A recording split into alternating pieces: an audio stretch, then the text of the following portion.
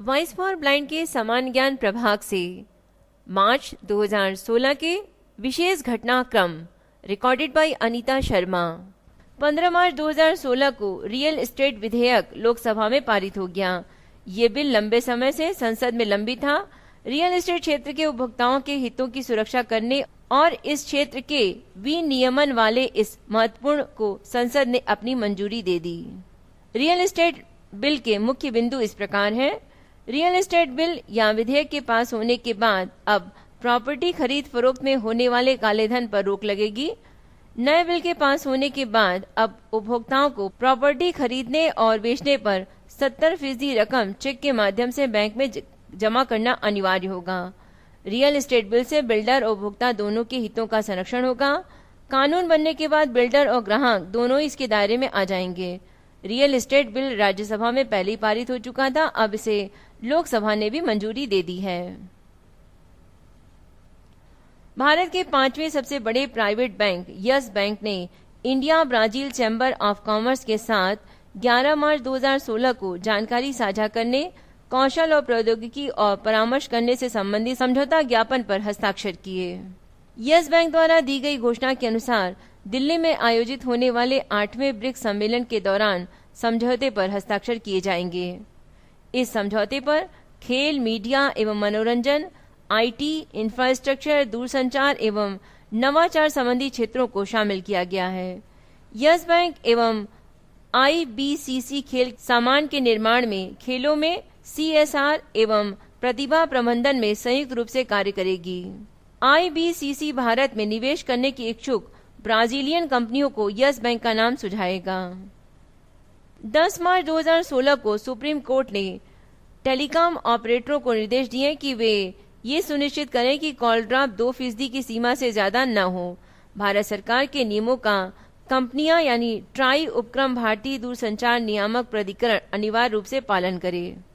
न्यायमूर्ति कुरियन जोसेफ की अध्यक्षता वाली खंडपीठ ने रूरल ऑपरेटर संघ से कहा है कि वो भरोसा दे कि उनके ऊपर कॉल ड्रॉप को लेकर कभी जुर्माना नहीं लगाया गया। अंतर्राष्ट्रीय महिला दिवस यानी 8 मार्च 2016 को रिबॉक ने बॉलीवुड अदाकारा कंगना रनौत को ब्रांड एम्बेसडर बनाया है। मध्य प्रदेश के मुख्यमंत्री शिवराज सिंह चौहान ने विधवा विवाह को प्रोत्साहन देने के लिए 8 मार्च 2016 को राज्य सरकार की मुख्यमंत्री कन्या विवाह योजना के तहत विधवा विवाह को भी शामिल किए जाने की घोषणा की। विधवाओं के विवाह को बढ़ावा देने के लिए घोषणा भोपाल में अंतर्राष्ट्रीय महिला दिवस पर की गई। मुख्यमंत्री श्री चौहान ने विधवा विवाह के लिए 2 लाख रुपए की धनराशि भी मंजूर करने की घोषणा की है। योजना के तहत विधवा विवाह भी मुख्यमंत्री कन्या विवाह योजना के तहत संपन्न किया जाएगा। प्रधानमंत्री नरेंद्र मोदी ने 4 मार्च 2016 को सेतु भारतम नामक परियोजना का शुभारंभ किया। इस परियोजना का उद्देश्य वर्ष 2019 तक सभी राष्ट्रीय राजमार्गों को रेलवे क्रॉसिंग से मुक्त कराना है। इसके तहत रेल ओवरब्रिज या अंडरपास बनाए जाने वाले 208 स्थानों की पहचान की गई है। इन पर 10,200 करोड़ रुपए की लागत आएगी। केंद्रीय सड़क और परिवहन मंत्रालय की योजना के अनुसार लगभग 1500 पुल 50 से 60 वर्ष पुराने हैं। इन पुलों को तोड़कर अधिक क्षमता युक्त नए पुल बनाए जाएंगे। इन पुलों पर करीब 30,000 करोड़ रुपए की लागत आएगी। फोर्ब्स पत्रिका ने दुनिया की सबसे धनी हस्तियों की इस साल की सूची में 190 महिला अरबपतियों को शामिल किया है। इस सूची में शामिल महिलाओं में 5 भारतीय भी हैं। पारंपरिक औषधि के बारे में पहली अमेरिका भारत कार्यशाला नई दिल्ली में शुरू हुई। इस कार्यशाला का उद्घाटन संयुक्त रूप से आयुष, स्वतंत्र प्रभार तथा स्वास्थ्य एवं परिवार कल्याण राज्य मंत्री श्रीपद यशो नाइक तथा भारत में अमेरिका के राजदूत रिचर्ड वर्मा और अमेरिकी स्वास्थ्य और मानव सेवा विभाग में वैश्विक मामलों के सहायक सचिव एम्बेसडर जिम कोलकर ने किया है। भारतीय क्रिकेट कंट्रोल बोर्ड एवं पेप्सिको इंडिया ने भारत में क्रिकेट के खेल को बढ़ावा देने के लिए 4 साल का प्रयोजन करार किया। पेप्सिको इंडिया अगले 4 सालों के लिए बीसीसीआई का ऑफिशियल पार्टनर होगा। भारतीय रेलवे ने टिकट प्रणाली में पारदर्शिता लाने और राजस्व की चोरी को रोकने के लिए नई दिल्ली में अनारक्षित टिकटों के लिए बार कोडिंग प्रणाली का शुभारंभ किया है। राष्ट्रपति प्रणब मुखर्जी ने 5 मार्च 2016 को राजधानी में राष्ट्र के निर्माण में महिला कानून निर्माताओं की भूमिका, महिला जन प्रतिनिधि सशक्त भारत की निर्माता पर आयोजित पहले सम्मेलन का उद्घाटन किया। सरकार ने कर्मचारी भविष्य निधि से पैसा निकालने पर कर लगाए जाने का बजट प्रस्ताव वापस ले लिया है। राष्ट्रीय पेंशन योजना पर कर प्रस्ताव बरकरार रहेगा। राष्ट्रीय पेंशन योजना ग्राहकों को जमा राशि निकालने समय दी गई 40% की छूट बरकरार रहेगी। 2016-17 के बजट में इस वर्ष 1 अप्रैल के बाद कर्मचारी भविष्य निधि खाते से अंशदान की निकासी के 60% पर कर लगाने का प्रस्ताव किया था। भारतीय रेल में स्वच्छता हेतु रेल मंत्री सुरेश प्रभु ने 12 मार्च 2016 को क्लीन माई कोच ऐप सेवा की शुरुआत की। इस ऐप का शुभारंभ रेलवे के सफाई अभियान स्वच्छ रेल स्वच्छ भारत के तहत किया गया है। भारतीय समुद्री शिखर सम्मेलन 2016 का आयोजन नौवहन मंत्रालय द्वारा 14 से 16 अप्रैल 2016 को मुंबई सम्मेलन और प्रदर्शनी केंद्र में किया जाएगा। रिपब्लिक ऑफ कोरिया MIS 2016 का भागीदार राष्ट्र होगा। इससे भारतीय समुद्री क्षेत्र में अंतर्राष्ट्रीय निवेशकों को बृहद स्तर पर विकल्प प्राप्त होंगे। सम्मेलन का उद्देश्य B2B एवं G2B बैठकों के माध्यम से निवेशकों को जानकारी प्रदान करना तथा उन्हें निवेश के लिए प्रेरित करना है। रक्षा मंत्री मनोहर पर्रिकर ने 11 मार्च 2016 को रक्षा मंत्रालय के भूतपूर्व सैनिक कल्याण विभाग के अंतर्गत आने वाले केंद्रीय सैनिक बोर्ड यानी KSB सचिवालय के संवादात्मक वेब पोर्टल का शुभारंभ किया। ये संवादात्मक वेब पोर्टल पूर्व सैनिकों या आश्रितों को विभिन्न कल्याणकारी योजनाओं के लिए ऑनलाइन आवेदन करने की सुविधा देगा। केंद्र सरकार ने 1 अप्रैल 2016 से उड़ीसा सहित 10 राज्यों में प्रत्यक्ष लाभ अंतरण प्रणाली को शुरू करने का फैसला किया है। इस योजना से महात्मा गांधी राष्ट्रीय ग्रामीण रोजगार गारंटी अधिनियम यानी मनरेगा योजना के लाभार्थियों को लाभ होगा। मजदूरी राशि सीधे उनके बैंक खाते में जमा की जाएगी। दक्षिण कोरिया व अमेरिका ने पुहांग में समुद्र के किनारे अब तक का सबसे बड़ा सैन्य अभ्यास किया है। केंद्रीय सड़क परिवहन राजमार्ग एवं जहाजरानी मंत्री नितिन गडकरी ने सड़क सुरक्षा की दिशा में एक पहल के तहत दिल्ली जयपुर राष्ट्रीय राजमार्ग संख्या 8 पर एक पायलट परियोजना के रूप में राजमार्ग परामर्श प्रणाली HS की शुरुआत की है। प्रधानमंत्री नरेंद्र मोदी की अध्यक्षता में केंद्रीय मंत्रिमंडल ने खान और खनिज विकास एवं विनिमय अधिनियम 1957 MMDR अधिनियम 1957 में संशोधन को अपनी स्वीकृति दे दी है।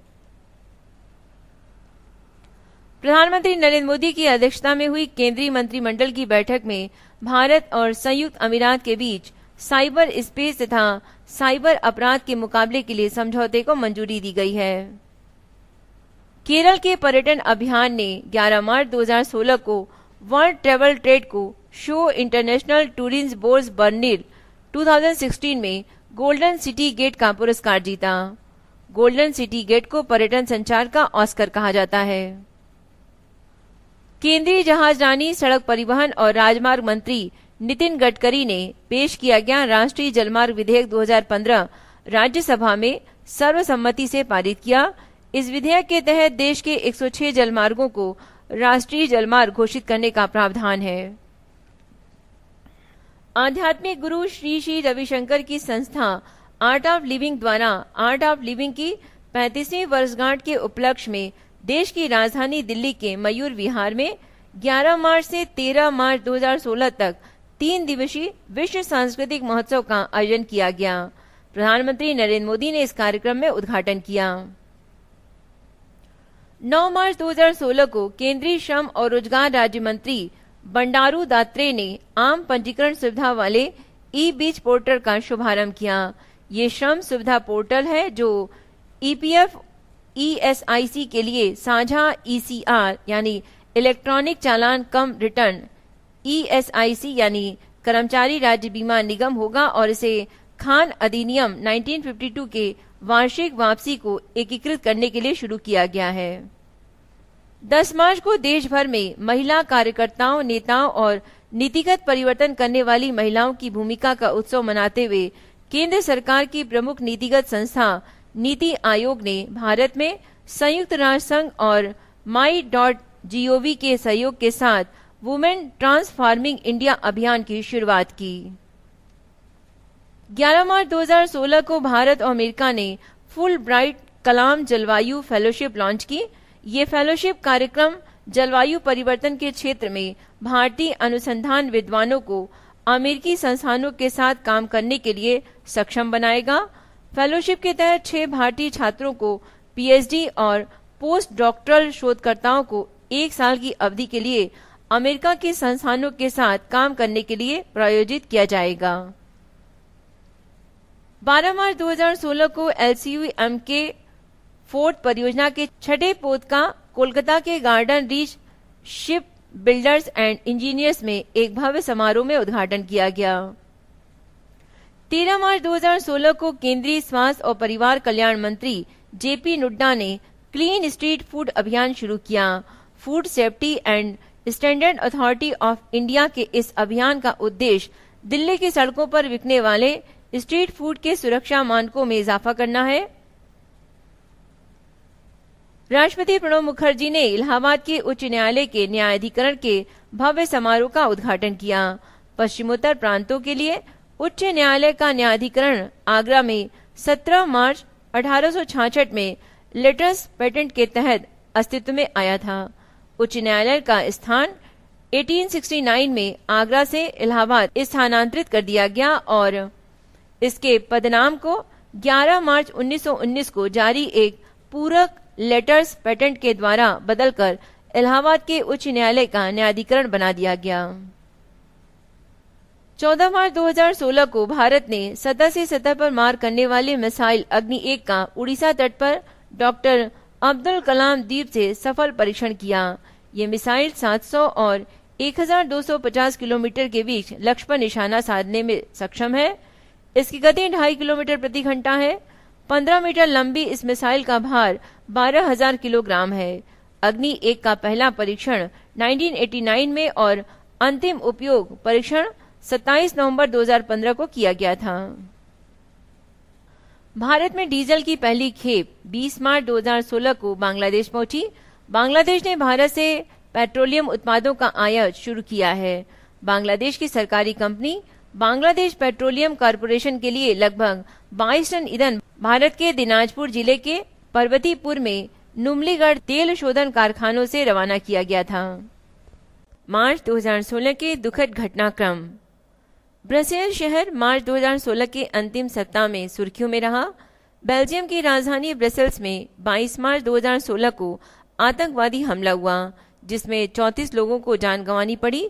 यह हमला ज्वेतम हवाई अड्डे और मेलबिक मेट्रो स्टेशन के पास हुआ। इसमें लगभग 34 लोग मारे गए तथा 200 से अधिक लोग घायल हो गए।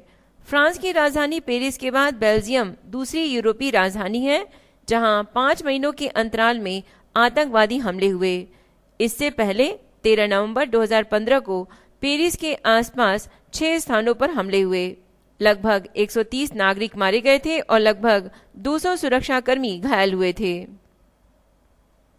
हॉलैंड फुटबॉल खिलाड़ी जोहान क्रूफ का 24 मार्च 2016 को बार्सिलोना में 68 वर्ष की आयु में निधन हो गया।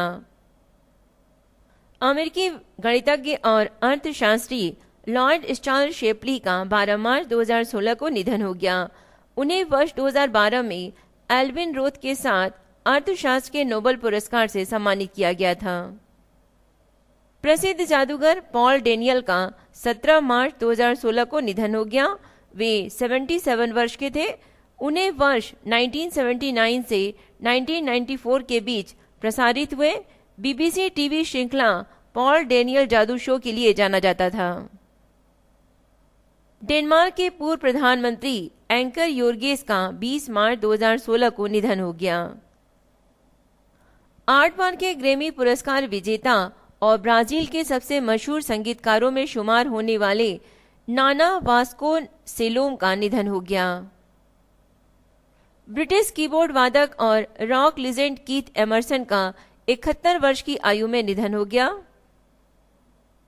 पूर्व लोकसभा स्पीकर पूर्णो अजीतोको संगमा का 4 मार्च 2016 को निधन हो गया।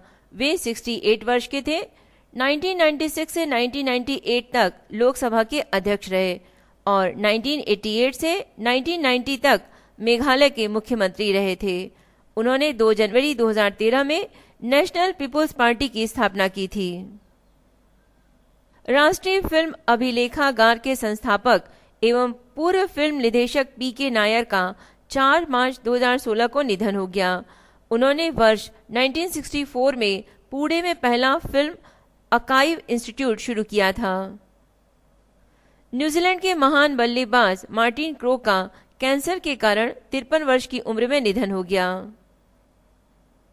फॉरवर्ड ब्लॉक के वरिष्ठ नेता अशोक घोष का नई दिल्ली में निधन हो गया। वे 94 वर्ष के थे। इसी के साथ मार्च 2016 के विशेष घटनाक्रम का तीसरा खंड यहीं पर समाप्त होता है। आप अपनी राय एवं सुझाव हमें मेल कर सकते हैं। मेल आईडी है voiceforblind यानी वॉइस फॉर ब्लाइंड @gmail.com। धन्यवाद।